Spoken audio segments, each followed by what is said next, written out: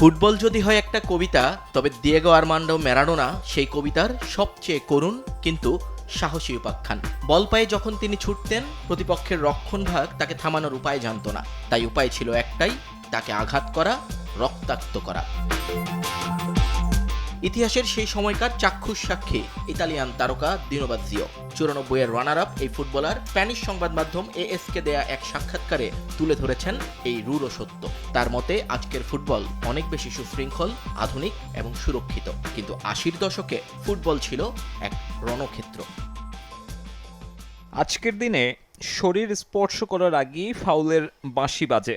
Messi রোনালদোদের আলাদা করে সুরক্ষা দেন রেফারিরা। তাদেরকে ফাউল করলে কার্ড খেতে হয় প্রতিপক্ষকে। কিন্তু নেপোলিতে থাকার সময় ম্যারাডোনাকে যেভাবে মারা হতো তা কল্পনাও করা যায় না। আধুনিক সময়ে খেললে মারাদোনা প্রতি মৌসুমে 1000 গোল করতেন। লিওনেল মেসি এই যুগের ফুটবলের রাজপুত্র।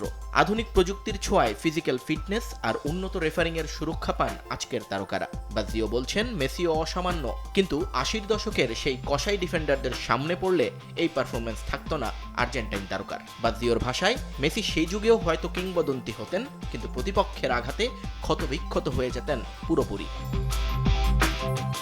ম্যারাডোনা আজ নেই, তবে রয়ে গেছে তার সেই লড়াকু সত্তা। যেখানে প্রতিপক্ষের বুট আসত গোড়ালি লক্ষ্য করে, বলের মায়া না করে তারা আঘাত করত শিল্পীর পায়ে। সেই প্রতিকূলতা জয় করেই দিয়েগো হয়ে উঠেছিলেন মেক্সিকো বিশ্বকাপের মহানায়ক। মেসির সঙ্গে ম্যারাডোনার এই তুলনা হয়তো চলবে অনাদিকাল। একজনের ঝুলিতে 8টা ব্যালন ডিওর আর বিশ্বকাপ, অন্যজনের হাতে শুধুই একটা বিশ্বকাপ। অথচ একটা আস্ত দেশের ফুটবল ইতিহাস আবর্তিত হয় সেই এক বিশ্বকাপ শিরোপা জয়ীর হাত ধরে। বাজ্জিওর কাছে তাই ম্যারাডোনা শুধু একজন ফুটবলার নন, তিনি গড অফ ফুটবল, বিশ্ব ফুটবলের ঈশ্বর। যুগ বদলায়, রেফারিং এর নিয়ম পাল্টায়, কিন্তু কিছু নাম সময়ের সীমানা ছাড়িয়ে অমর হয়ে থাকে। ম্যারাডোনা সেই নাম, যিনি প্রতিকূলতাকে পায়ের তলায় পিষে জয় করেছিলেন গোটা দুনিয়া।